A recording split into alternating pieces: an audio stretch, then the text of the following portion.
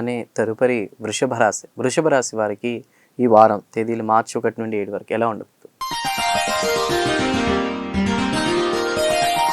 వృషభ రాశి వారికి చూసుకున్నట్లయితే వారికి కూడా ఈ వారం అనుకూలమైనటువంటి వాతావరణంగా గోచరిస్తున్నది. పితృ సంబంధమైనటువంటి వంశీకుల నుంచి కానీ నుంచి కానీ శుభ పరిణామాలు చవిచూస్తారు. సోదరీమణుల మధ్య గతంలో ఉన్నటువంటి వైషమ్యాలు కానీ శత్రుత్వాలు ఏవైనా కానీ ఉన్నట్లయితే అవన్నీ కూడా సమసిపోయి అన్యోన్యటువంటి మైత్రి చేకూరి కలిసిమెలిసి ఉండటానికి ప్రయత్నాలు జరుగుతాయి. అవి ఫలిస్తాయి.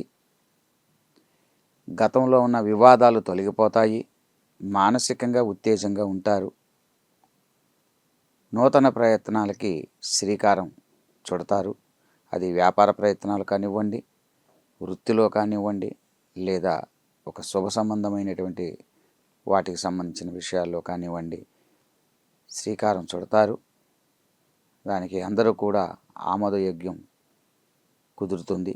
మొత్తం ఇది రాశి వారికి కూడా ఈ వారం అనుకూలమైనటువంటి వాతావరణం గోచరిస్తుందని చెప్పవచ్చు. ఏమైనా ప్రత్యేకమైనటువంటి పూజలు ఏమీ లేవు. నిత్యము చేసుకునేటటువంటి దైవారాధనని చక్కగా ఆచరించుకుంటే మంచిది. ఇంకా మంచి ఫలితాల కొరకు లలితా సహస్రనామం, విష్ణు సహస్రనామాలని నిత్యము పఠించినట్లయితే మంచిది. తప్పకుండా గురువుగారు. తదుపరి